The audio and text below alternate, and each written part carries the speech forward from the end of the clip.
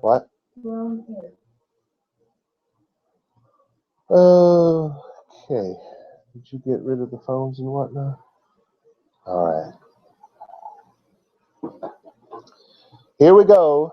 It's our day to pick on Rich, by the way. Actually, I took some things he said to me the other day and wove them in to the message. So this one we dedicate to our good friend Rich from New York.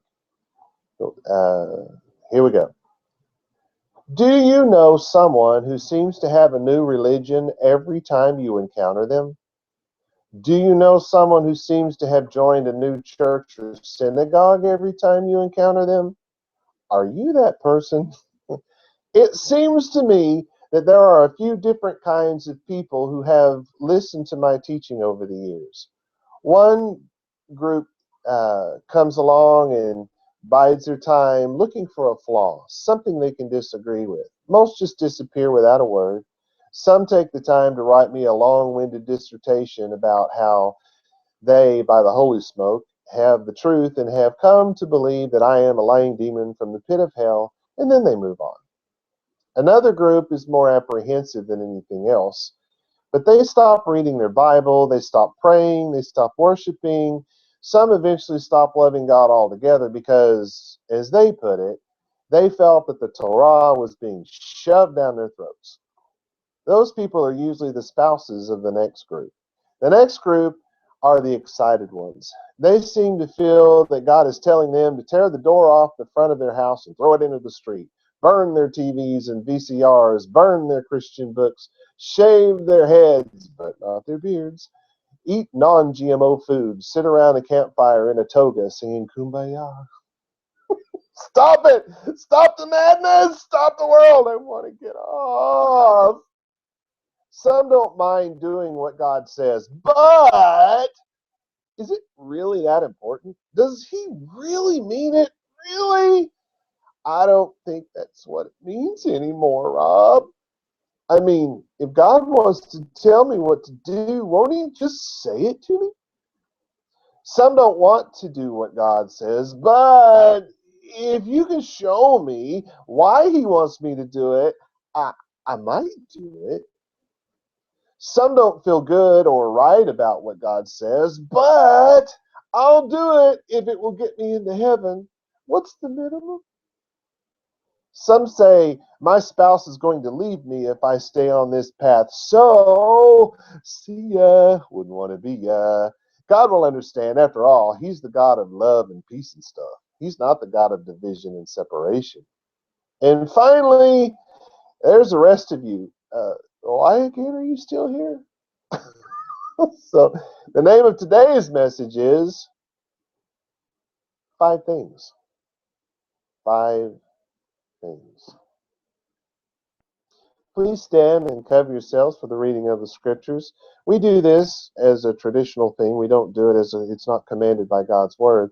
But we do know that Yeshua, that's Jesus to the Christian world, and all of his Talmudim, that's disciples to the Christian world. So Yeshua and all his Talmudim are Jesus and all his disciples. Every one of them did this. They covered their head when the scriptures were read, when they prayed, when they worshiped. Always. In fact, Yeshua commanded us that when we pray, we go into our prayer closet. You see your prayer closet, and we shut the door. Yes, that is exactly what he was talking about. It was common among the Jews. They knew exactly what he meant. 2,000 years later, we don't have a clue. So now, but you guys do. All right, so are we ready then? Our first verse comes from Mishalim, that's Proverbs chapter 8, verse 13. It says, Yirat Yahweh, Senot Ra, that's the evil word, Ge'ah Begaon Derech Ra, there's your bad word again, Ufi Tapuhot Sa Neti.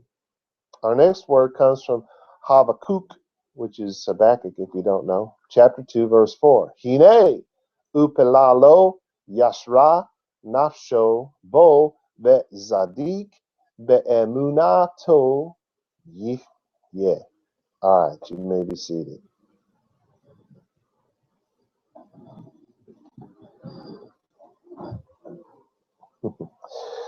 Here's my translation of Galatians 6:10. For you Jewish people, hold on, there's a reason for it. Here's my translation of the Greek text. I didn't rewrite the English, I actually translated the Greek.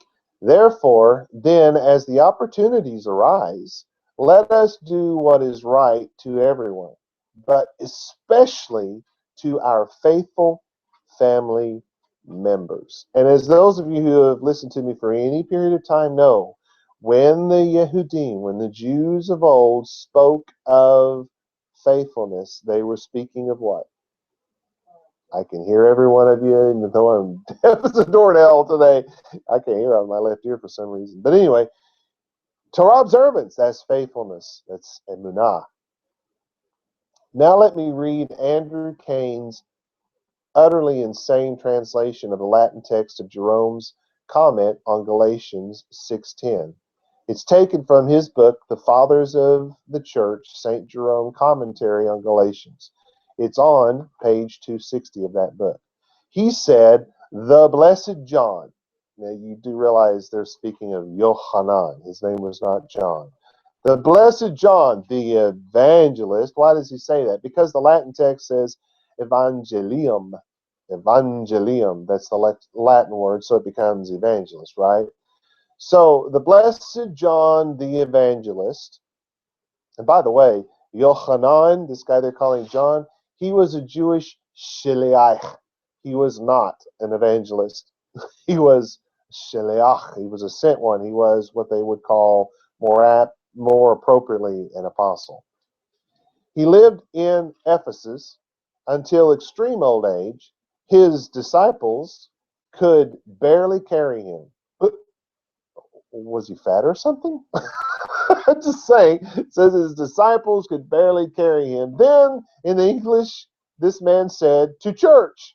Could barely carry him to church. Wow. Ecclesium is the Latin word that was used here, not church. Ecclesium. But they say, well, church is the English word for ecclesium. No, it's not. It is in no way is it the word for ecclesium. Congregation is the word for ecclesium, not church. All right. Which in fact, the Hebrew word would have been edah, and that should have been translated synagogue. Anyway, moving on, he said, and he could not muster the voice to speak many words. During individual gatherings, he usually said nothing, but little children, love one another. The disciples and brothers in attendance, annoyed because they always heard the same words, finally said, teacher. No, they said Rabbi or More. If they were being sarcastic, they would have said More, but more likely than not, they said Rabbi, which is rabbi if you don't know. Why do you say the same thing? Why do you always say this? I'm trying to read his version. Why do you always say this? He replied with a line worthy of John, because it is the Lord's commandment, and if it alone is kept, it is sufficient. There is one other thing I want to say about what he said. He said, during individual gatherings. What? What?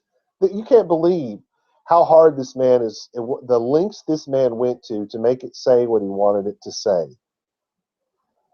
If calling the synagogue a church wasn't crazy enough, now we're supposed to believe that this event occurred during some random meeting. No, it happened during synagogue. Anyway, in the footnotes of this same book, on this same page, it says the following. Under 299, it says, the source for this story was possibly I had this worked out yesterday. I've forgotten what it is. Hegesippus's memoirs via either Clement of Alexandria or Origen. I was unable to find the actual Latin text. I found an actual Latin text that's supposedly written by Jerome. It didn't say a thing about this in the text that I found. It doesn't necessarily mean anything, but in the one that I found, there was no mention of this story. Still, though, this footnote should tell us that this story is utterly made up. This is not, however, the version of this story that I remember from my college days. Here's how I remember it. Yochanan the Shiliach lived in Aruha, that's Ephesus, until he was very old. His Talmudim, his disciples, carried him to the Adah, to the synagogue, every Shabbat, and set him in the chief place of honor. That's at the head of the synagogue. When asked what word from God did the Shiliach have for the congregants today, Yochanan always said, "My little children, that you love one another." A young Talmud among the brothers, frustrated by the continual word, finally stood and said, "Rabbi, why do you always say the same thing?" Yochanan replied, "I suppose when you obey this word, the Lord will give me another." It has long been one of my favorite stories about Yochanan, but now that I know this story was not written by a Talmud of Yochanan, as I was told in college, and that the story is in fact completely and utterly made up, I no longer care for it. But since I spent 3 days searching out this story, I decided to bring it up anyway. I'm just kidding. Actually, I bring it up because I want to say something like this to those of you who are trying to accept the Torah into your lives. To those who feel that the only thing I teach is live according to the Torah, live according to the Torah, live according to the Torah, and are ready to jump up and say, "Hey, old man, come up with something new," I say, when you get this one down, we'll probably move on to something new. But Robbie Rob, you don't teach the Torah. You teach us that we have to live by it. How are we supposed to live by it if you don't teach us the actual laws? I mean, if you would just give us a list, we would at least have a way to know if we're violating the laws or not. Some of you know by now that I don't teach a message that doesn't involve the law of God. I'm just not saying, here's law number blah, blah, blah. I'm not doing that, but I am teaching the law, right? What laws have you taught us, Mr. Smarty Pants? Well, I've taught you all that you have to keep the Shabbat holy, which means you have to show up each week in the same place and do the same thing, have I not? I've taught you that you have to keep all the feasts of God, which includes taking a day off on all holidays and 2 days off on unleavened bread and Sukkot, haven't I? I've taught you that you must pay your tithe. I've taught you that you must make an offering over and above all your tithe on the three main feasts each year. I could go on because I've been teaching you guys the law for a very long time.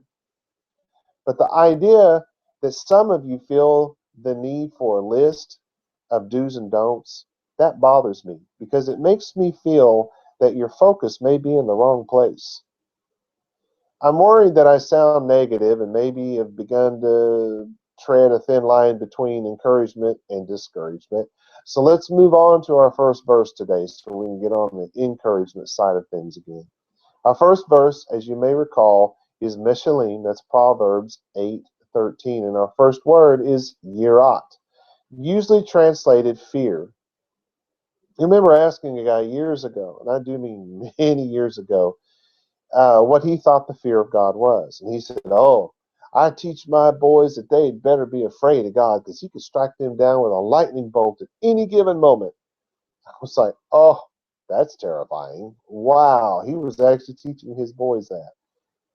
Well, to fear God is a set of reverence, respect, admiration, awe, veneration, amazement. That's the fear of God. This word is in fact used of terror. Of the shaking is from the idea of shaking and literally of knees knocking together from fear.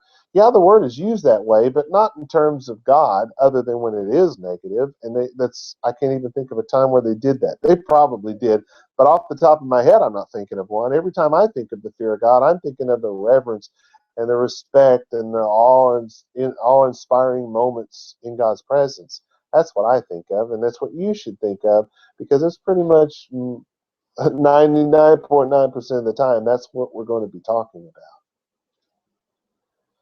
They said in the 1800s they talked about the reverence of God being a holy reverence, a holy fear, and they called it piety.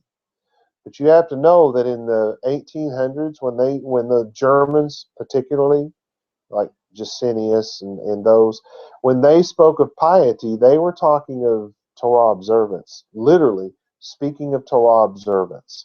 So you have to know when you're thinking piety, when you're looking at these books from the 1800s and they say piety, you need to know that. You need to know that they are literally talking about Torah observance. And that's brought up in the meaning of this word in the Jusinius. So he is connecting the fear of God to Torah observance. And that would make sense since God said, what, 4 times at the minimum in the Tanakh, what the Christians call the Old Testament, if you love me, you'll do what? You'll keep his commandments.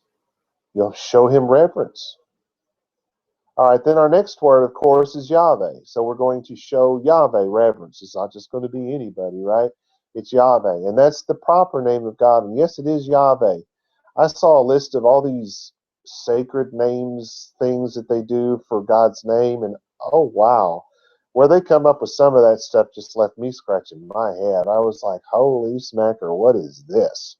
And then I remember one time a guy from Palestine. He was an Arab, and he said that he thought that God's name was Yahweh and that David's name was Dawid, not David, because he thought the W came before the V. And no, it did not. There has never been a W sound, the W, the letter W, or the sound that it makes. That has never existed in the Hebrew language, ever, ever. But it's beginning to now because the uneducated have begun to say, oh, no, it's supposed to make the W sound.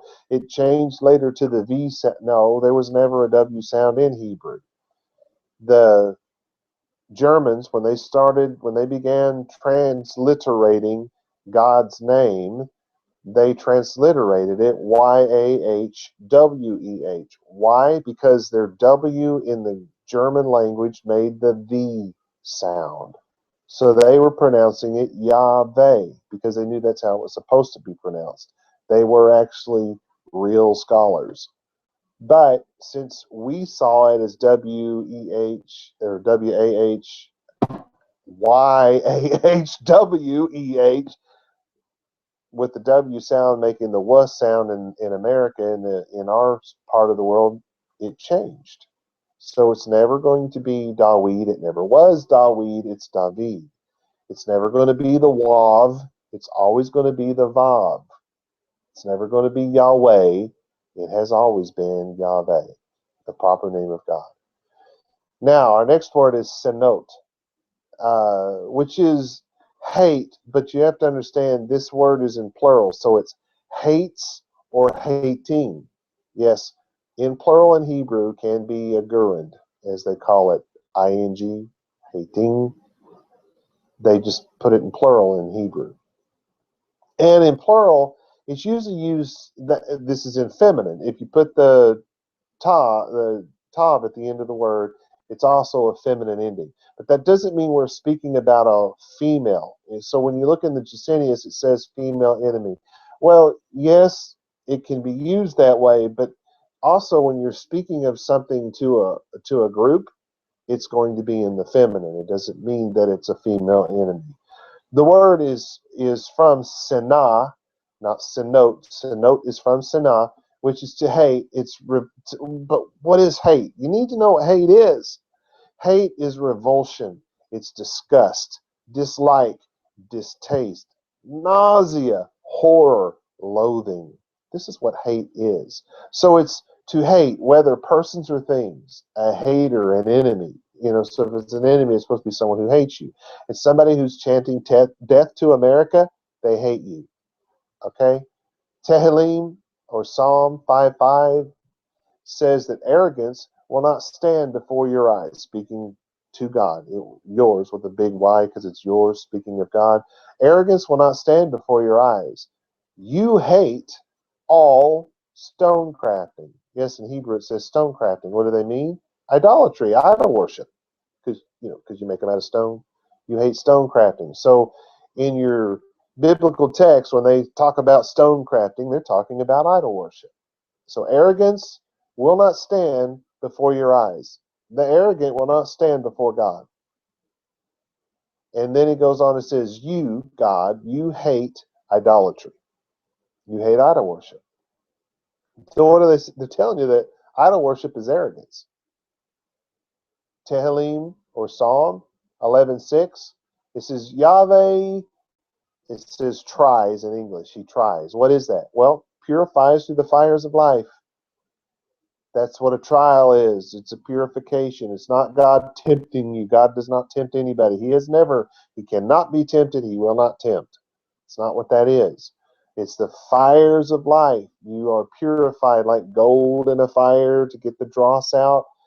So Yahweh purifies through the fires of life the righteous. And we should know by now. What are the righteous? The Torah observant. He purifies through the trials of life the Torah observant. So how does that work? Well, you have the opportunity to go to Shabbat this Saturday morning, or you can catch some waves. What do? You have the opportunity to show up to tomorrow's feast, or you can go to the premiere of some movie. What do? Those are the fires that you don't realize how all-consuming those fires are, because it's the subtle things that don't hurt you that make you drift off course little by little by little by little by little by little. Now, when it's the big things, you've been falsely accused and fired of your job and stuff like that, those are what we think of as the fires of life, and they certainly are. But those are the really hot fires. It's the little ones that aren't hot that we don't seem to notice. But either way, it's the fires of life that purify us. They give us the opportunity to either live out God's law or not. That's how it works. So it says, Yahweh purifies through the fires of life the Torah observant, and his soul hates. Speaking of God's soul, and God's soul hates wickedness and lovers of violence. But you know what this also could be? A small h.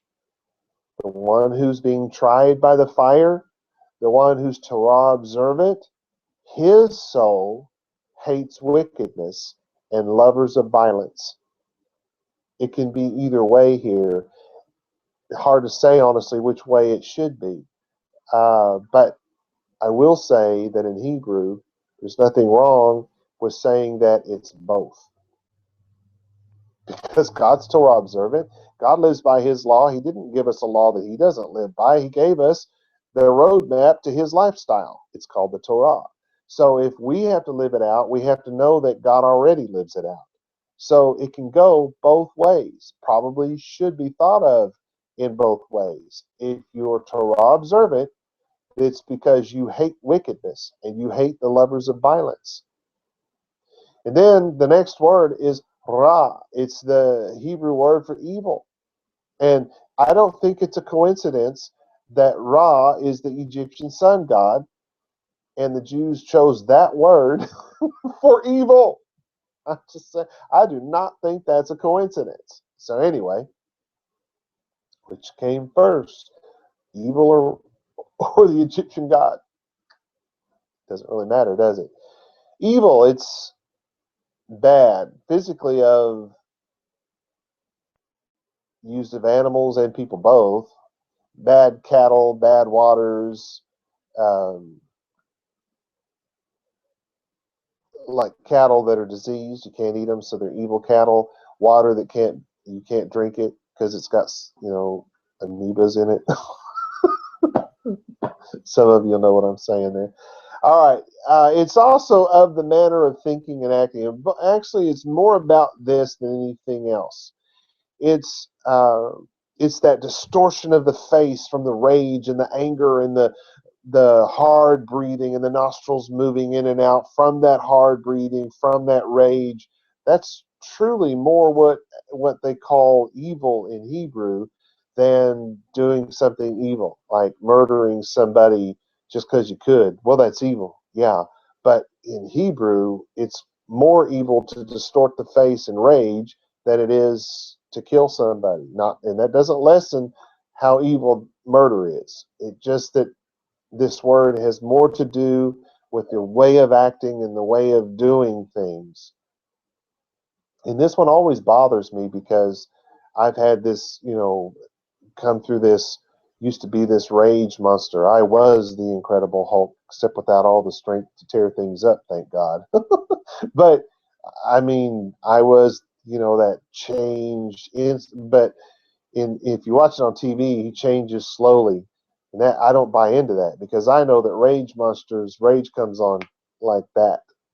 So anyway, there wouldn't be the slow tearing of the shirt and the muscles popping out and all that. That's Hollywood. No, rage monsters come instantly.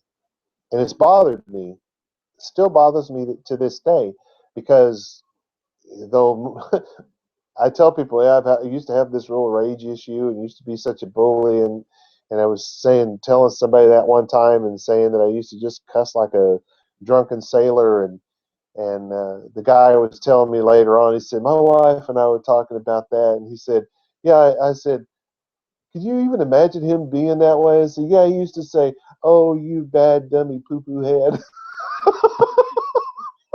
And I thought, wow, I've come a long way. Because used to, I did that anywhere and everywhere. I was the rage, cussing, crazed monster, and then I got to where I could just be the rage, cussing, crazed monster, at home and nowhere else. And now it's almost gone even from here, and it's like I still fight with it. So it bothers me that evil is still a part of me because I know what evil is. It's that distorting of the face and all of that stuff. Bothers me that I still deal with that, but oh wow, have I ever come a long way? And that's the beauty of it, because walking out Torah it's a lifestyle. It's a lifelong journey, and we start from A and hopefully get to Z before we die. And I think I can safely say I'm closer to Z now than I am to A. Much closer, thank God. Do I get a witness over here? My wife gave me a witness. All right, so our next word is ge'ah, which is pride. And pride, what is that? Well, it's conceit, it's smugness, self-importance, haughtiness, egotism, vanity, snobbery, narcissism, brashness, proud, arrogant. That's pride. Does it remind you of someone running for president right now? I'm just saying. The gaon, and arrogance. These are fundamentally the same word. What is arrogance? Uh, there is a little bit difference here. Arrogance is of lifting up. This word is actually used of glory and splendor of God because God is high and he's lifted up. So they use that word not in the negative. And when we think of arrogance, we think of it in the negative. But arrogance is actually of lifting up. So if God is high and mighty and lifted up and he's full of glory and splendor, that's the word they use in Hebrew to describe it. So there is the positive side, not just the negative. I hope you understand. Amos 8:7 says, the glory of Jordan, poetically used of its green and shady banks, beautifully clothed with the willows, the canes and stuff like that. Lions used to lie and hid in the midst of the reeds and all of that. It was all poetic, right? And so this word is used in a very positive light. But then you get over to the bad side of things where it's pride, it's arrogance, conceit, haughtiness, egotism, overconfidence, self-importance, smugness, snobbery, lack of consideration for others, dominance, preeminence, control, freakishness, disdain, scorn. But it's, used of in comparison to waves, how they lift up and crash, it's of the swelling of waves. So that's, see how it can be used positive and negative. Then this is the derech, which is a lifestyle. I hope you understand. It's said of a going, the action of putting one foot in front of the other, but it's of taking a journey. It's a path which somebody goes. So the path that we live, if we live on the path of Torah observance, that's our derech. That's our path, our walk, our lifestyle. And that's really what this word was intended to be used for, is the path that we walk on in life. This is the totality of the way we live our lives. It is our lifestyle. Shemot, or Exodus 32:8 says, they have turned quickly out of the way. There's your word, the derech. The way is the Torah, the covenant that the children of Israel, in this case, had just entered into.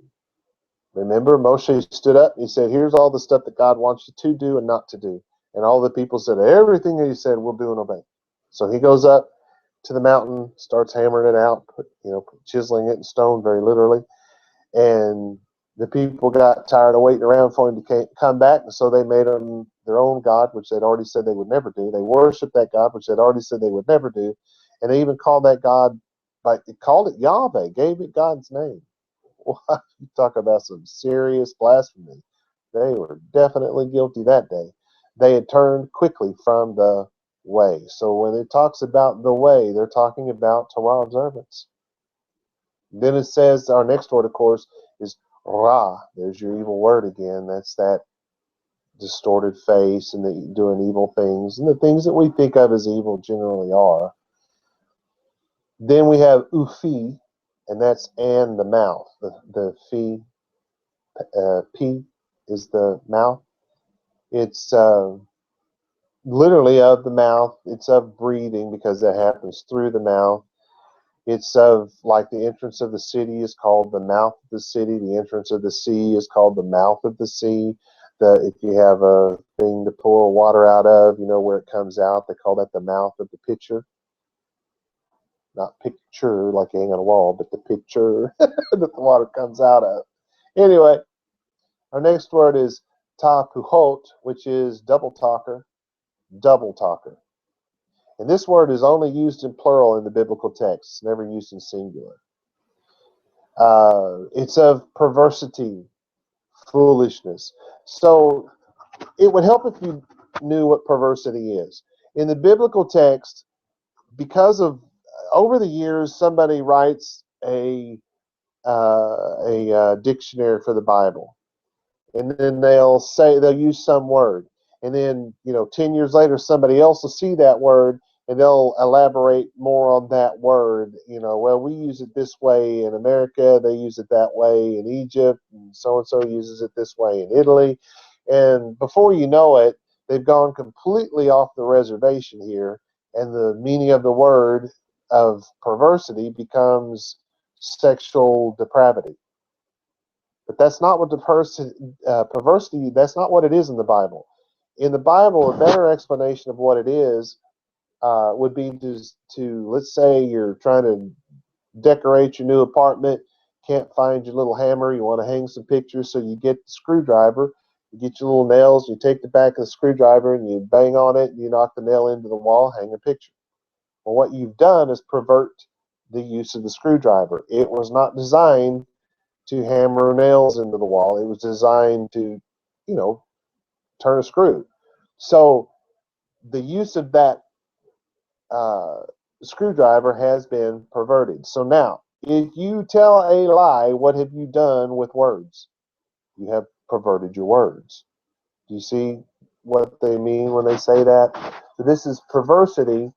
To pervert your words is to, today you're saying, well, you have to pay your tithe, and tomorrow you say, well, you don't have to pay your tithe, which, no preacher would ever do, right? So let's get a better example. Let's say today you say, well, I'm against Planned Parenthood because I'm talking to Fox, and then tomorrow you say, well, I think we ought to forgive and let bygones be bygones and continue to fund Planned Parenthood because you're talking to CNN. That's a double talker, tapuchot. That's exactly what that is. That's perverse words. It's used of foolishness. Oh, I'm just kidding. I'm just jesting. That's literally what they're talking about. Deceit, to use your words in a very deceitful manner to try to trick people. Fraud, to defraud somebody. And this all has something to do with speaking. This is all about talking. This is to talk fraudulently, to talk perversely, to talk foolishly, deceitfully, deceitful of the tongue. It's from hapach, which is to turn, as in a cake. Like you think of a cake, to put it in modern terms, you put it on the little thing, and you know how they spin it around because they're frosting it and stuff like that. It's to turn back, to return, which is also to flee, because you've gone somewhere, something's bad, so you turn around and you run. That's what they mean by flee in this case.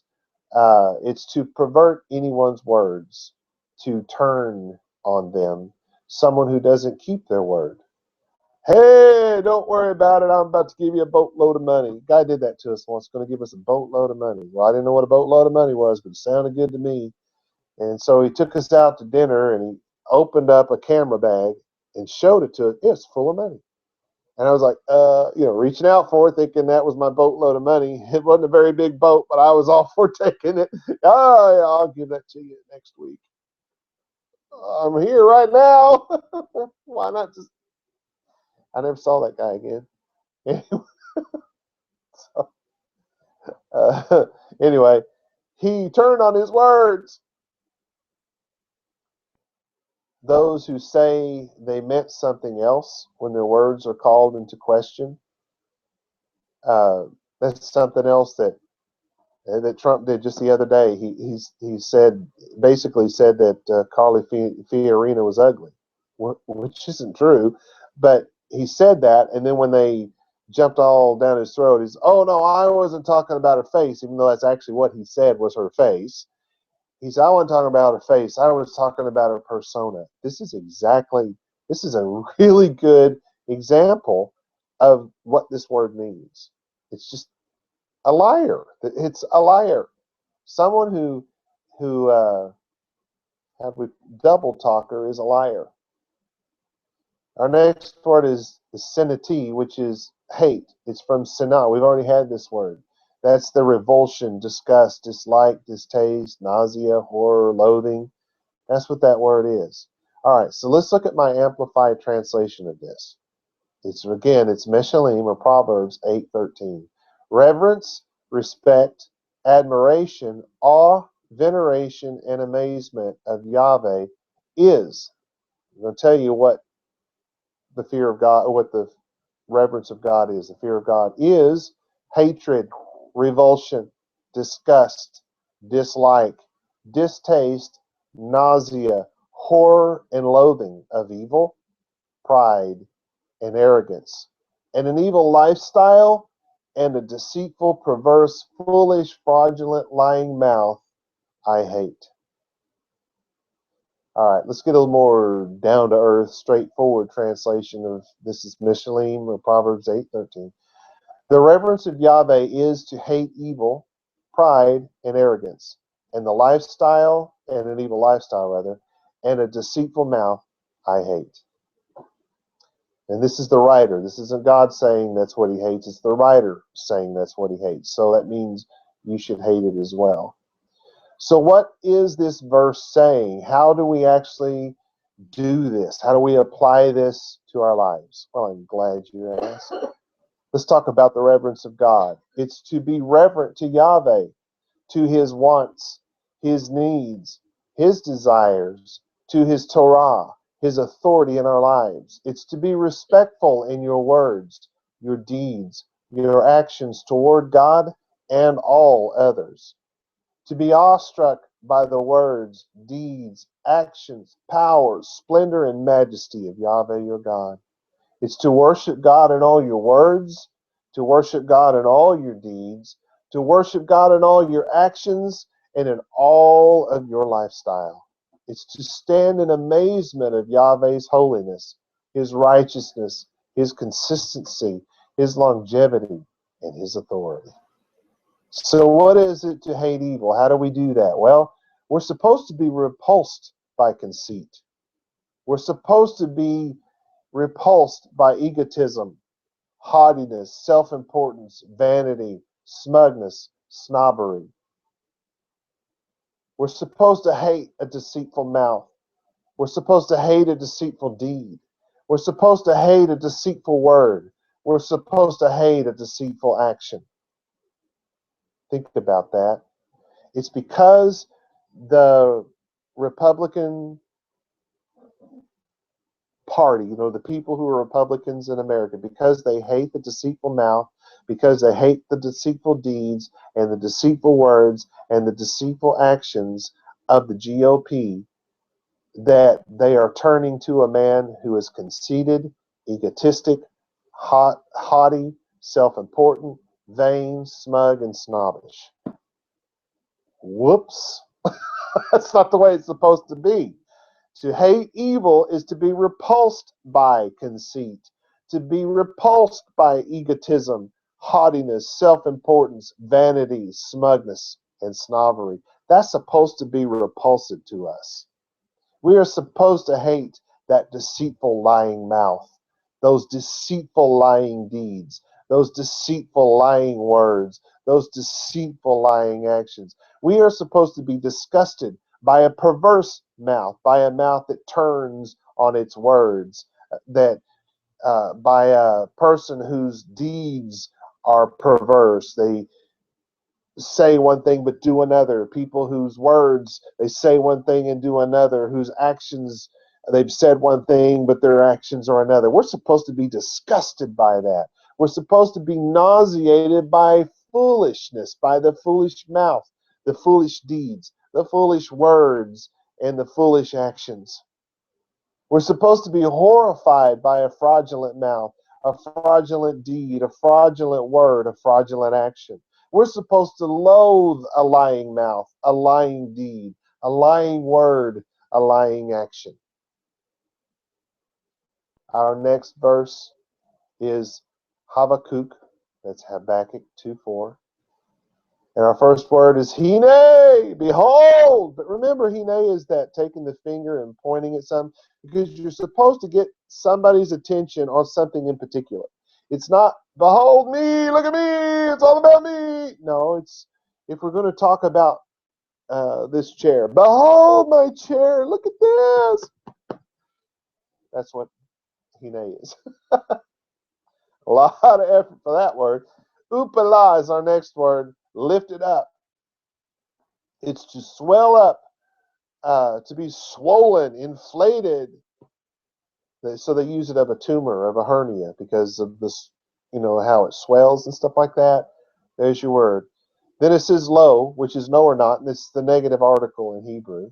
That's followed by yashra, which is just the, made it sound like it's the evil word. Yashra is one word. So it's, they generally translate it as just or true or righteous or something like that. It's to be straight, especially of a way, of a path. What is a straight path as opposed to a crooked path? Well, literally, you'd say, well, a straight path is, it's a path with a straight line, and a crooked path is a path that meanders, right? But when they're talking about the way you live your life, and they say you live a straight life or a crooked life, they're not talking about straight people and gay people, right? It doesn't have anything to do with that. A straight way of life means that we're consistent.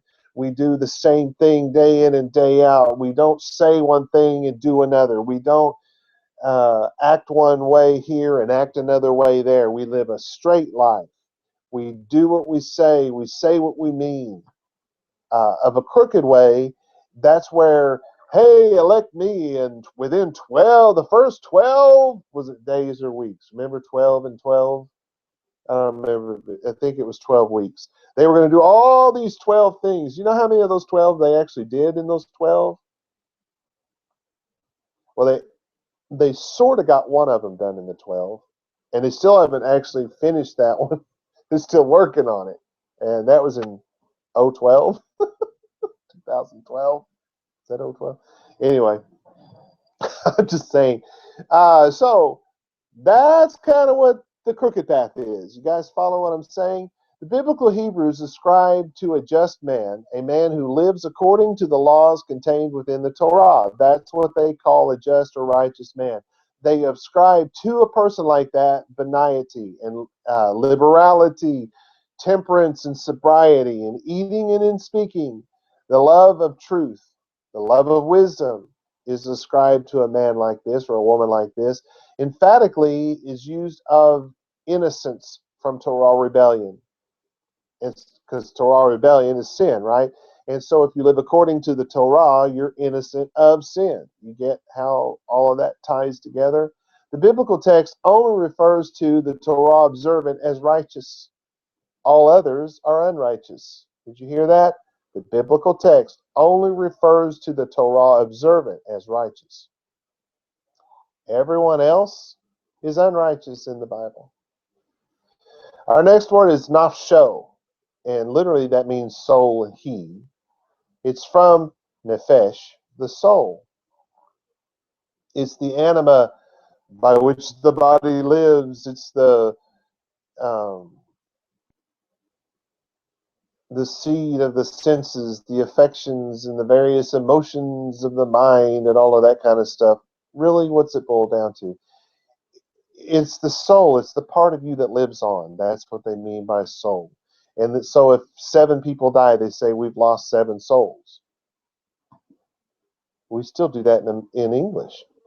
The next word is bo. It's not come. That's not it. It's the bait followed by a vav. So it's be o. Bo. It's in he. So in him. Ve zadik. You hear that? Zadik, righteous. So ve zadik is and righteous. It is from, of course, zadik. Ve zadik is from zadik. You just take the vav off. It's just righteousness. It's used of a judge or a king who maintains the right and dispenses justice. See, where we get lost in this is we don't realize that this is all about the Bible. And so when they talk about a judge who dispenses right, they're talking about a judge who's made his decision according to the Torah, because that's what decides what right and wrong is. So if he dispenses the right and the wrong, he's a judge of the Torah. So you have to understand that righteousness is always going to be based on the Torah. It's very often used of God being just, because it's always going to be based with God on the Torah. I wish people understood that. Everything that God does, everything that he judges, every decision he makes accordingly in our lives is according to his Torah. It is the standard by which we are all measured. It is, if you ask somebody in America what the law of the land is, most people don't even know the answer to that. It's the Constitution. The Constitution is the law of the land in America. What is the law of the land in God's world? It's the Torah. All right. One who has a just cause, remember, it's going to be based on the Torah. One who speaks what is right and true, and the only way you can do that is according to the Torah. Of a private person, just towards other men, as per the Torah, obedient to God's Torah. There it even says it. Hence, upright, honest, virtuous, pious. So if you're obedient to God's Torah, you're upright, honest, virtuous, pious. The biblical Hebrews ascribe to a just man, a man who lives according to the laws contained within the Torah, to a just man, benignity and liberality, temperance, sobriety, love of truth and wisdom. They ascribe to him Torah observance. All right. Our next word is be'emunato. It's from emunah, obviously. It's in faithfulness. And faithfulness, it's a little confusing. When you look at emunah, it's this firmness, security, faithfulness in fulfilling promises. This is why it's so important. When you look up a word in the Hebrew, you have to take it back to the root. Because if you know what the root is, then you can understand what they mean by firmness, security, faithfulness in fulfilling promises. You can't really truly get what they're talking about until you know what the root means. So the root is aman. Aman is to stand. It's to be propped up, to be sustained, to be supported. So it's to support with the arm, to carry a child. Like when you cradle a child in your arms, that's Aman.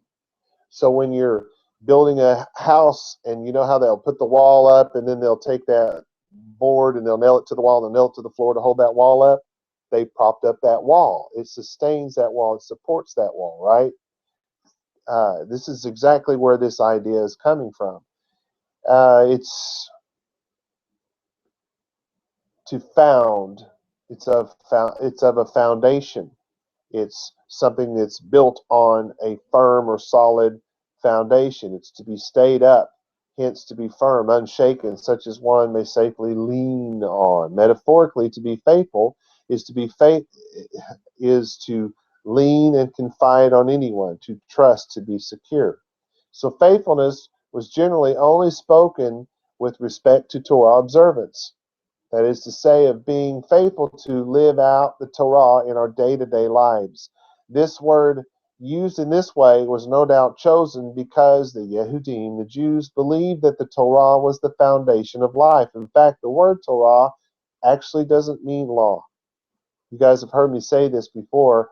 I used to go around when I taught and I'd ask, okay, who can tell me what the Hebrew word for law is? Every hand in the room would go up and every one of them invariably would say Torah. I'd say, nope, that's not the Hebrew word for law. The Hebrew word for law is mishpat. The Hebrew word for foundation is Torah. So if you need a foundation in life, you probably should learn the Torah. I'm just saying. So when they spoke of faithfulness, they were speaking of people who learned the Torah, lived by the Torah, and they had that foundation under them. That was faithfulness because they lived it out. And you can't live it out unless you are founded on it, unless you know it, right? Because that's what we're talking about today. Why is this so difficult? Well, the foundation isn't completely laid here yet. We got to keep working on it. All right, so we have Yikye as our next word, and is he live, very literally. It's from ha-ya, not ha-ya, but ha-ya. To live, the original idea, rather, of this word is that of breathing, inasmuch as the life of animate being is discerned by their breathing. If you're not breathing, you're probably not alive. I'm just saying. To continue safe and sound, to live again, to revive, to recover health, to be healed. It's life to live. All right, here's my amplified version of Habakkuk, or Habakkuk as you know it, 2:4. Behold, a lifted up, swollen, inflated, and proud soul is not straight, even, level, tranquil, sober, true, wise, or innocent in him. And the Torah observant, who are just, righteous, right, true, honest, upright, virtuous, and pious, live by Torah observance, which brings firmness, security, support, foundation, and confidence. These are really hard to understand this way, but they're helpful after you get the short version, right? Because here's the short version. Behold, a lifted up soul is not Torah observant in him. And the Torah observant live by Torah observance.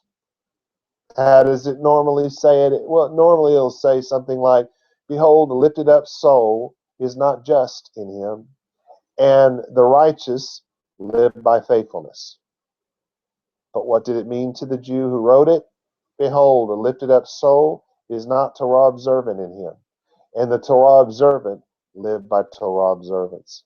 That is very literally what they meant by it. So, what is this verse saying? How do we actually do this? How do we make this happen in our life? So let's talk about living by faithfulness. Be innocent in your words, in your deeds, in your actions toward God and all others. Be just in your words, in your deeds, in your actions toward God and all others. Be honest in your words, in your deeds, in your actions, and in your lifestyle. Be wise in your words, in your deeds, in your actions, and in your lifestyle. Be firm in your understanding, in your knowledge, in your observance of the Torah. So now, how would we deflate our soul? What if it's already so if it's lifted up and our soul is not right, how do we deflate that soul? Well, stop being repulsive. Stop being conceited. Stop being egotistic. Stop being haughty. Stop being self-important, vain, smug, and snobby. Stop being hateful. Stop being deceitful with your words, with your mouth. Stop being deceitful with your deeds. Stop being deceitful in your words and in your actions. Stop being disgusting. Stop being perverse with your mouth. Perverse with your deeds, perverse with your words, perverse with your actions. Stop being nauseating toward others with your foolish mouth, your foolish deeds, your foolish words, your foolish actions. Stop horrifying others with your fraudulent mouth, your fraudulent deeds, your fraudulent words, your fraudulent actions. Stop being loathsome with your lying mouth, your lying deeds, your lying words, your lying actions. It's going to seem like we're going off subject here, but we're not. David Flusser sums up 4 things that people converting to Judaism should live by, as mentioned in the Mishnah in Demai 2:2. He said, this is his version of it. Anyone who accepts 4 things is accepted as a haver. In plural, that's haverim. That's the word you probably are more familiar with. It's a companion, a friend. In other words, it's a Gentile who's converting to Judaism. It's somebody who we would now call a proselyte, a haver rather, or haverim if it's plural. He said, A, that he not give offerings and tithe to the Am Haaretz. That's the people of the land, literally, is what the Am people, the Aretz, land, people of the land. Don't give tithe and offerings to the people of the land, the Gentiles. Don't support pagan causes. B, that he not undergo purification with the Am Haaretz, the Goim. So don't try to be a good person as per the standards of the world. Isn't that what everybody's trying to do on Facebook? It's exactly what they're trying to do. C, and that he eat non-sacrificial meat in a state of purity. So what is he saying? He's saying eat according to the laws of Torah. And then D, he says, and this is all coming from the Mishnah, by the way, the oral law, and that he commit to being Torah observant. This is very important information in light of Acts chapter 15, which is very similar. Keep in mind, though, that the Parashim, the Pharisees, who espoused the oral law, had a slightly different worldview than the Parashim who followed the written law. Because remember, there's 2 sets. In the time of Yeshua and his Talmudim, the Pharisaic movement is splitting in half. You have the ones that are insistent on following the oral tradition only, and the ones who are insistent in following the written. Because they had started off as written only, and they began to add the oral, and by the time you get to Yeshua, now they're splitting because some just want to go oral and others want to go back to just written. And so the Parashim who wrote the New Testament, and yes, they were Pharisees who wrote the New Testament, every last one of them. Paul said, I'm a Pharisee of Pharisees. He didn't say he used to be. He said he was. Yeshua was a Pharisee. How do we know? Because when Paul the Baptist, John Yochanan the Baptist, when he was talking to some Pharisees, and it very much says he was talking to Pharisees, he said, there is one among you. He called Yeshua a Pharisee. You can see it even in the English text. There is one among you whose shoes I am not worthy or not able to untie. He called Yeshua a Pharisee. So if Yeshua was a Pharisee, what do you think his disciples were? You can't say, well, I'm a Baptist preacher, but all of my disciples are Pentecostal. No, it don't work that way. If you have disciples, they're whatever you are, right? So you had these 2 groups of Pharisees. You had the ones that were going after oral tradition only, and they're the ones we think of as the bad Pharisees in the New Testament letters. And then you had the other ones that are saying, let's go back to the written law. That's all God gave us in the first place. It's all we need. What God's gift is enough. We don't need some guy who thinks he's smarter than God to tell us all this other stuff. You don't need that. You need God's gift. God's gift is the Torah. Find someone who will teach you that, and then you've got a good teacher, hopefully.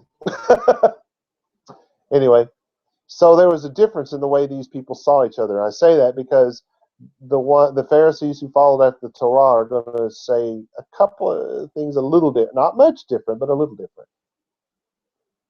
That said, I think it is just as important to tell you that Acts chapter 15 is not a list of rules that the Gentiles are to live by, as opposed to the many rules the Yehudim or the Jews are supposed to live by. That's not what this is.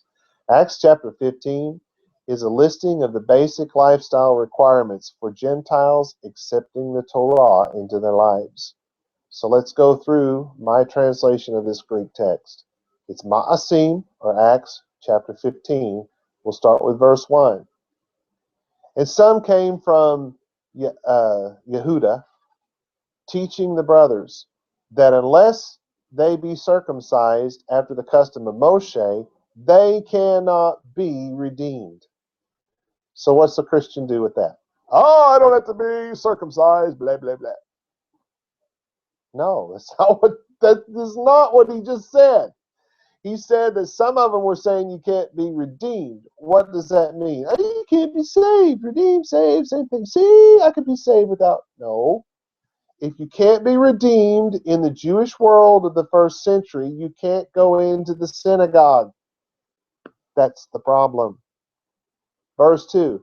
And Shaul and Barnabas had no small dispute and controversy with them. So it was determined that Shaul and Barnabas and some others of them should go to Jerusalem. That's what they called it back then. They say Yerushalayim now, but it was Jerusalem back then. They needed to go to the apostles and the elders and hash out the question and get an answer from the elders as to what they should do. Listen, this goes totally against Christian doctrine. It's right here. It's telling you that Shaul answered to somebody. He was not a lone wolf who went out there and did his own thing. He had bosses. He had people who sent him out in the first place and people he had to answer to. And so now, because this argument has opened up and has gotten really huge, and why was it like that? Well, it's because here Shaul's running around setting up synagogues. He wasn't setting up churches. There was no such thing in his lifetime. It did not exist. He was setting up synagogues, and in those synagogues, he was allowing Gentiles to come in, because mostly he was dealing with Gentiles. None of the leadership were Gentiles, mind you. They were all Jews. Oh, but some of those names are Latin and Greek. Of course they are. When the translators tried to take Judaism out of it, they changed Jewish people's names to Latin and Greek names. It should be obvious. But anyway, so these guys are letting the Gentiles in, and these others are coming along and saying, these guys aren't even circumcised. What are you doing letting them into the synagogue? They're not even redeemed. So, because it became such a big deal, now they have to take it to Jerusalem, to the Beit Din, to the legal court, and get a legal decision passed down on it. Verse 3. So then, indeed, being escorted to the congregation or to the synagogue, they passed through Phoenicia and Shomron, that's Samaria, declaring, listen to this, declaring the conversion of the Goim, of the Gentiles. The Gentiles were converting to Judaism, causing great joy to all the brothers. Who are the brothers? The Jews. Given that Catholicism did not exist until the early to mid 300s CE. You're talking 300 years after the fact before Catholicism rears its ugly head. It should be obvious here that the Goim were converting to Judaism. Verse 4. And when they arrived in Jerusalem, they were received of the congregation of the synagogue and of the Sheliach, the Shelichim, the apostles, and the Zikne, the elders, declaring many things that God had done with them. But there arose certain of the sect of Parashim, right? Remember me telling you, there's two sets of Parashim. You got the ones that are Torah observant, going by the law that's written, and there's the other ones going by the law that's oral. Now listen. But there arose certain of the sect of Parashim who were faithful. In other words, they went by the written law, saying that it was necessary to circumcise them, commanding them to observe the law of Moshe. And by the way, in case you don't know, the law of Moshe is the Torah. Yeah, that's what he wrote. It has all the law in it. That's why they call it the law of Moshe. Until this point in history, no one uncircumcised was allowed into the Adat, into the synagogues. Uncircumcised, no one. However, Shaul and Barnabas, of course, like I said, allowing it. This is truly the problem. 6. So the Shilahim, the apostles, and the Ziknei, the elders, gathered together to see about the matter. And after many arguments, Capa rose up and said to them, Men, brothers, he's talking to Jews, brothers, you know that from some time ago God chose among us that by my mouth the Goyim should hear the word of the gospel and be faithful. They should hear the word of what's the gospel? The gospel is our God reigns. Remember? The gospel is Yeshua has come to the earth, God in the flesh came to the earth. He has offered up the sacrificial lamb to reinstate the covenant between God and the Jews. Because remember, Yeshua said, I am not come but for the lost sheep of the house of the Gentiles. No, he didn't say that. He said, I am not come but for the lost sheep of the house of Israel. He came only for the Jews. And so now they're saying, but his blood is so pure, now we can bring in the Gentiles. So now they're saying, by my mouth that the Goyim should hear the gospel, which is that God has reconciled with the Jews. And then it says, and be what? Torah observant. Faithful is Torah observant. And by doing so, what does that do? That converts them. Where was it about the conversion? Verse 3. That's what the Goyim were converting, and it was making all the Jews happy. Are you getting it? I hope so. 7. And after many, I said that already. That was 7, wasn't it? Anyone can hear the word of God and believe it, but believing the word of God does nothing to or for anyone. The concept of believing and therefore receiving comes from fairy tales. During the biblical period, when people heard the gospel, they became faithful to it, i.e., they began to learn and live out the Torah. So to believe, or more correctly, to be faithful, was to live according to the Torah. Verse 8. And God, which knows the hearts, bears witness of them, giving them the holy Torah, even as also us. Because what did the Yehudi have that the Goy did not? What did the Jews have that the Gentiles did not? They had the Holy Torah. Now, what do they call the Holy Torah in this time period? They called it the Holy Spirit. The Holy Spirit is idiomatically used here to mean that a person was filled with the zeal to learn and live according to the Torah. That's what they were calling it. Verse 9. And made no distinction between us. God made no distinction between us and them, between the Jews and the Gentiles, purifying their hearts through faithfulness. Purifying their hearts. Whoa, wait a minute. Whoa. Did you hear that? Purifying the Gentile heart through what? Faithfulness. What's faithfulness? I hope you caught it. We are not purified when we accept the gospel message. I believe, thus I'm purified. No, we are purified by the process of learning the Torah, living it out, making that decision that I am going to Shabbat rather than going surfing. I am going to the Feast of Trumpets rather than going to a movie. That's the purification process. And sometimes you fail, sometimes you don't. Don't you realize when you purify gold, you heat it several times? Verse 10. Now then, why doubt God by putting a yoke upon the neck of these Talmudim, these disciples, which neither our fathers nor we are able to bear? Oh, people, this is it. You got to listen to this. Is the smoking gun. Now then why doubt God by putting a yoke upon the neck of these Talmudim, these disciples, which neither our fathers nor we were able to bear? The yoke that the Yehudim, that the Jews could not bear, was not circumcision. Every Jew in that place was circumcised. All of their forefathers were circumcised. The yoke was not circumcision. Most of the people who left Mitzrayim, who left Egypt with Moshe, died in their Torah rebellion. They died in their sin in the wilderness.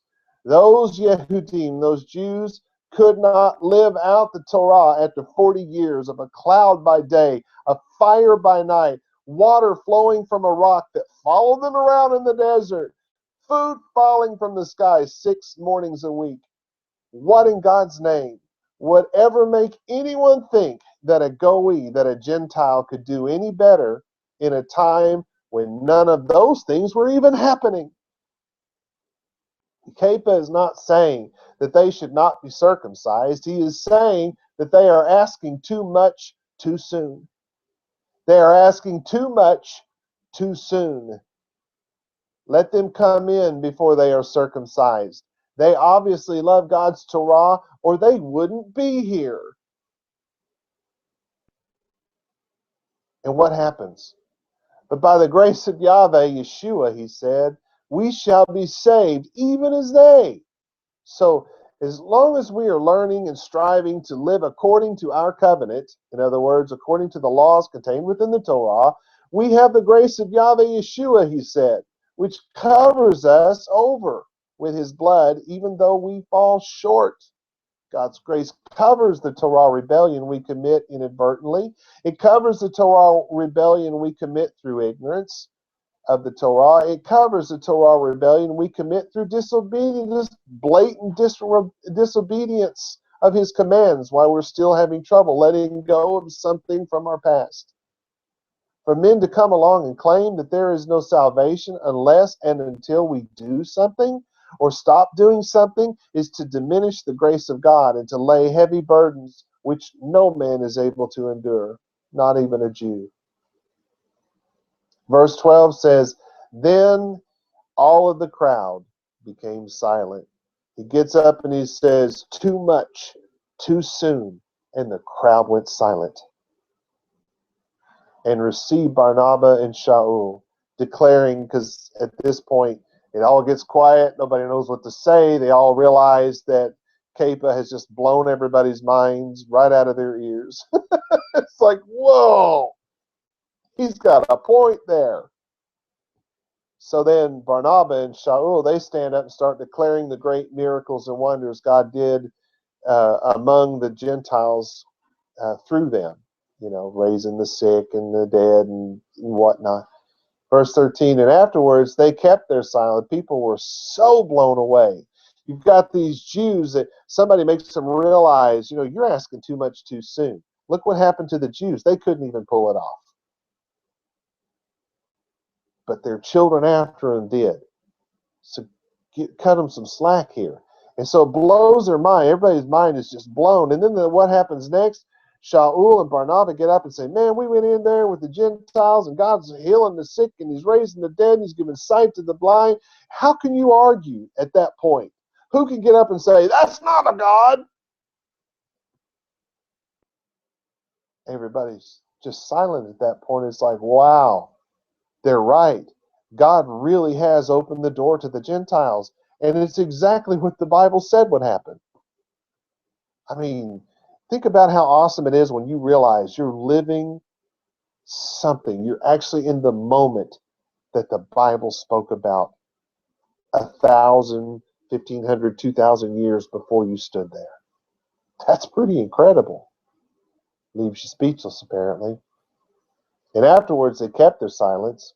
Yaakov responded, saying, men, brothers, hear me. Men, brothers, hear me. Men, brothers, hear me. If you know anything about the Beit Din, you know what you should get by that. I'll mention it later. He goes on, Shimon has made known how that at the beginning God visited and took from the Goyim a people by his authority. God did this through God's authority. He's trying to put this in perspective. And this agrees with the word of the prophets, with the word of the Nevi'im, as it is written. So now he's going to quote something. And in that day, I will raise up the Heichal, that's the temple of David. And David's not the one that built it, it was his son, right? But David was the one that had the heart for it, gathered up all the stuff for it, and his son ultimately built it. So they called it the Heichal David, the Temple of David. They called it the Temple of Saul. They called it the Temple of God. They called it the Temple of Yahweh. There was a lot of different names for it. They even called it the house. They were in the house. Yeah, the house, the temple. I will raise up the temple of David that fell, and I will close up the breaches and raise up his ruins, and I will build it as the days of old. That's Amos 9:11. Then he goes on to the next verse. So that they may possess the remnant of Edom, and upon all the Goyim, which are called by my authority, says Yahweh, who does this. Wow. Long before any of these people were born, and he was able to stand up and quote from Amos to show them. Then he goes on and says, known from the world. Known from the world is a Hebrew idiom, by the way. So to put that another way, these things have been known from the beginning of the world. It was spoken by the Nevi'im, by the prophets, which means it was the plan of God before he began the creation process. In other words, to put it simple in English, it's nothing new. We should have known this. We shouldn't be standing here awestruck and silent. We should have known this. Then he goes on, therefore my judgment is, do not trouble those from among the Goyim, from among the Gentiles, who are converting to Judaism. Turning to God, that's a Hebrew idiom. To turn to God is to do what? It's to convert to Judaism, is to convert to Torah observance more specifically. So in case you didn't catch it in verse 13, we now know beyond a shadow of any doubt that Yaakov, known as James to the Christians, he's the half-brother of Yeshua, known as Jesus to the Christians. So James, the brother of Jesus, the half-brother of Jesus, we now know without any shadow of a doubt that he is the Nasi of the Beit Din in Jerusalem. He is the head of the court legal system. He is the judge in the court in Jerusalem. This is, in fact, a court proceeding. The words Jacob says in the next two verses were about to be bound on earth and in heaven. This is called binding and loosing. This is exactly what's happening right before your very eyes. Verse 20. But we should write to them that they, so here's number one, that they abstain from the defilement of idols, that they abstain from stone crafting, from idolatry, from idol worship. So first thing that a Gentile needs to know is that you cannot bow your hearts or your bodies to idols. How do you bow your heart to an idol? Well, I can either go surfing Saturday morning or I can go to Shabbat service. If surfing wins out, you bowed your heart to an idol. Of course, there's the physical. If you go into a Chinese restaurant and there's a Buddha there and you rub the Buddha's belly and sit down and eat, pay those people, you've bowed your heart. You've actually literally bowed your body and your heart to an idol. Don't do those things. Number two, the first one is about don't do the idol worship. Don't let something come between you and God. If you're supposed to do something, God says to do it and you don't, you've just bowed your heart to idol worship. He says not to do it and you do it, you've bowed your heart to idol worship. It's kind of like saying you have to be Torah observant, isn't it? You're going to find that all five of them are exactly that. They're kind of like saying you got to follow Torah observance. Number two, and abstain from unfaithfulness. Well, what's unfaithfulness? Not living by the Torah. Number three, and abstain from being strangled. This is very important to you all. It's important to me. It's important to every one of you. This, for my money, for my way of thinking, is the most important and should probably have been number one. But those men lived in a different time. What was important back then probably isn't important now.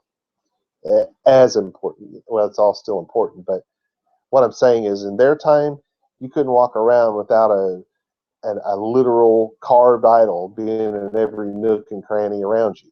So you can see why that would be number one. We don't live like that in our world today, so I think that number three should be number one. Anyway, it's to abstain from being strangled. What on earth did he mean by that? Well, it's don't be overwhelmed by all the new stuff. Don't let it choke you off. You need to take it easy. You'll get it eventually. Take a deep breath. Let's look at an example. We can find an example of this idiom used in 1 Samuel 16:15. And Shaul's servant. What? Shaul was there when Samuel was alive? This is what they call him, Saul, King Saul. His real name was Shaul. It's probably who the Shaul of the New Testament was named after. It was a popular name. Anyway, and Shaul's servant said to him, Behold now, an evil spirit from God is overwhelming you. 1 Samuel 16:15. An evil spirit from God is overwhelming you. Verse 4. And abstain from blood. Abstain from blood. What does that mean? You got to know it's an idiom. Live according to the laws of purity. So the first four rules are: don't bow to idols, live according to the Torah, don't be overwhelmed, follow the laws of purity. So before I move on to what the fifth law is, let's talk about the law of purity. What's the law of purity? Well, law of purity is if the Torah says to do it and you don't, you're impure. So if the Torah says to do it and you do, you're pure. If the Torah says the opposite, then you opposite of what I just said. Got it? If it says to do it and you do, you're pure. If it says do it and you don't, you're impure. If it says don't do it and you do, you're impure. If it says don't do it and you don't, you're pure. That's the laws of purity. So if it says don't eat catfish, in order for you to stay pure, you have to not eat catfish. And yes, it does say not eat catfish.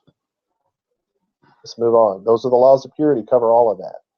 So what is the fifth rule? Because we've seen that there are four. Here's five. It's found in verse 21. Verse 21 is rule number 5. For Moshe, that's Moses, from ancient times, has those in the cities who teach Torah. They say preach him. That's idiom. They teach Torah. You preach Moshe, what are you doing? You're teaching the Torah. For Moshe, from ancient times, has those in the cities, in the villages, everywhere, who teach the Torah, being read in the Yadah every Shabbat, being read in the synagogue, being read in the congregation, not in the church. They did not exist. There was no such thing as a church in this time. The word didn't exist. The idea didn't exist. It was the synagogue. They called it the Yadah in Hebrew. They called it the ecclesia in Greek. It connects to synagogue, not church. This is every Sabbath in your English text, but it's Shabbat was the real word. And by the way, in the Greek text, they spelled out the Hebrew word Shabbat. There is no Greek word Shabbat. Well, it's why it comes out Sabbath, because there's no SH sound in Greek. There's only an S, so it comes out Sabbath or Sabbatot, Sabbaton. You see where Sabbath comes from, because that's a re-rendering of the Greek into English. It's called transliteration. So 5 is that you got to show up at your synagogue every Shabbat and learn the Torah. It should be clear from verses 20 and 21 that there are 5 basic things that are required of the Goim who wish to become Yehudim, who wish to become Jews. And that is to turn to God, is to become Jewish. which is idiomatic, of course, for those of you who want to convert to Judaism, because Yeshua only came for the Jews people. He did not come from the Gentiles. The Gentiles can be grafted into what? The Commonwealth of Israel. What is that? Judaism. Moshe has preached. This is clearly a mandate to learn the Torah and to show up so that you can learn the Torah in your synagogue every Saturday. Converting to Judaism were required to attend the synagogue every Saturday. This was so that they could learn the laws of the Torah and how to apply them to their daily lives. Remember, the argument wasn't whether a man should be circumcised or not. That was never in question. The Torah says you cannot go to Pesach unless you're circumcised. There's no way to get around it. You have to be circumcised. It is so it's not about whether or not you're supposed to be circumcised. It's whether a man is redeemed before circumcision, and thus should be allowed into the Adah while uncircumcised.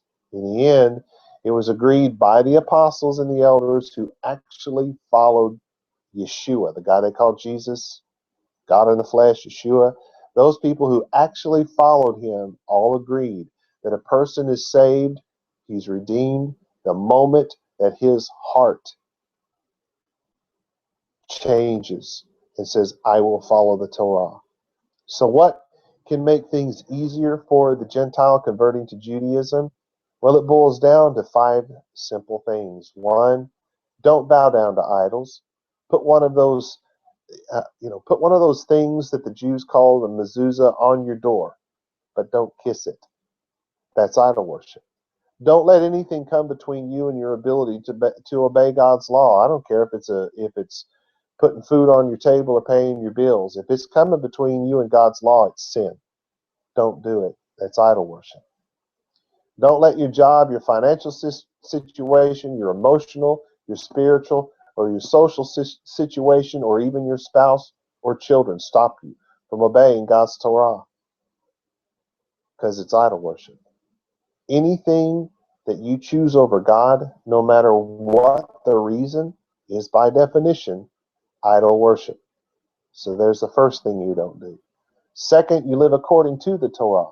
You don't eat any fish, any fresh water fish or seafood of any kind that doesn't have both fins and scales. It's that simple. It is forbidden by God. Don't shave or trim your beard at any time for any reason. Wear your fringe on the outside of your clothes every day and make sure there is a single blue thread running through it. Never work on the Shabbat, that's on Saturdays, or the Shabbatot that take place during the feast. Those are actual Sabbaths. You can't work on those days. Never miss a holy assembly for any reason. Always give a minimum of 10% of your gross income as tithe, and always give over and above those tithes as an offering on Pesach, Shavuot, and Sukkot, and at least one other tithe a year as a free will offering. You are commanded by Torah to do so.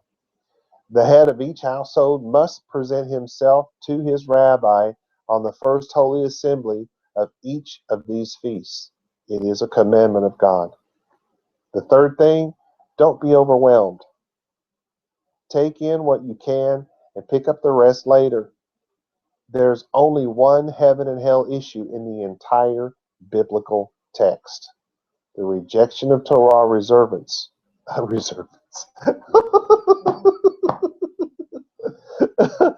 Being reserved about it is not a problem. The rejection of Torah observance is the heaven and hell issue.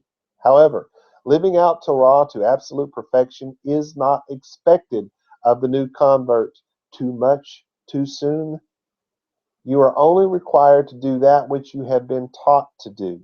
If you feel yourself becoming overwhelmed, stop. Step off the world if you have to. Take a deep breath. Review what you know and get to doing that. Generally, the problem when we get overwhelmed is we're trying to do stuff we don't know. But don't use this as an excuse to stagnate. That would be a very dangerous place for you to get into. You are commanded to learn and to grow. That's why number 5 is to go to your synagogue. Now, the fourth one is follow the laws of purity. So if the Torah says not to do something and you do, you're impure. The Torah says to do something and you don't, you're impure. But if the Torah tells you what to do, I shouldn't say if, but if you do become impure, the Torah tells us all what to do so that we become pure again. So do what the Torah says to correct your wrong behavior as soon as you realize you've done something wrong. It's really kind of simple. If you're not sure, you have a rabbi, ask him. Again, there's only one heaven and hell issue, and it's not you messing up. If your heart is such that you want to live according to God's law, there is no heaven or hell issue for you. Lighten up. Of course, the fifth one, as I said, is to go to your synagogue each and every Shabbat. Be a little early if you can and help out where you can. That would be very much appreciated, though it's not law. This is the fifth and most important rule for the new convert. Showing up once a week is generally going to be your only shot at learning and thus maturing in the Lord. Those who follow these 5 basic rules will eventually find peace, stability, and tranquility. You don't get it just because you say, I believe in you, Jesus. I'll do the Torah. No, it's a journey. It's a lifestyle. It's a way of life. It's purification. You heat up, it cools down. You heat up, it cools down. You heat up, it cools down. It's a process.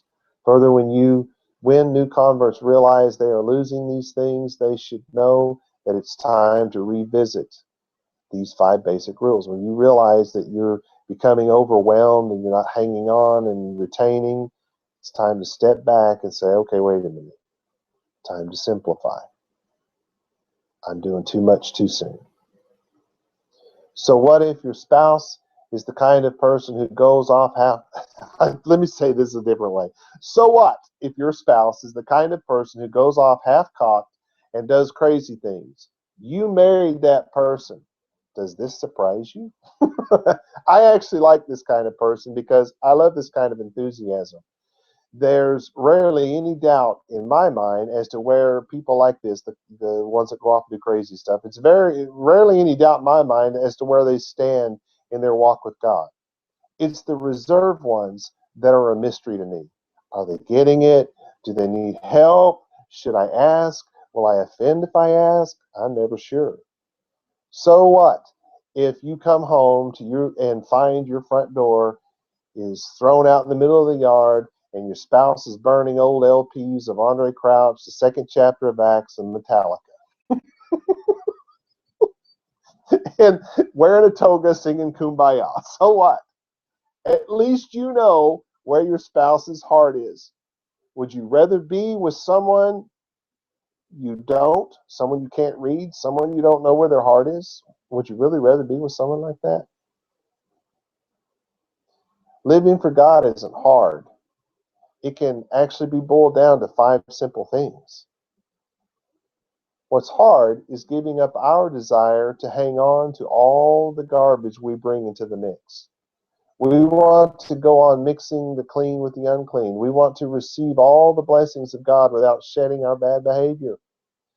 So for some, it is easier to sit back and wait for something to disagree with, to look for something they can find fault in, and then simply move on.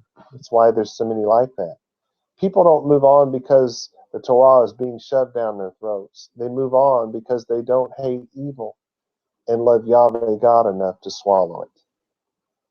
That's the real problem. We live in a world where we are so comfortable being a friend of the world, being a part of the world, that we're not even offended. We're not horrified. We don't hate evil anymore. So, who are you? Are you waiting for your chance to run? Are you overwhelmed? Are you undecided? Are you ready to put on a toga and sing Kumbaya? Either way, I hope You're the kind of person who loves God enough to hate evil and to love the Torah no matter where you are on this journey. Shalom ve shalom.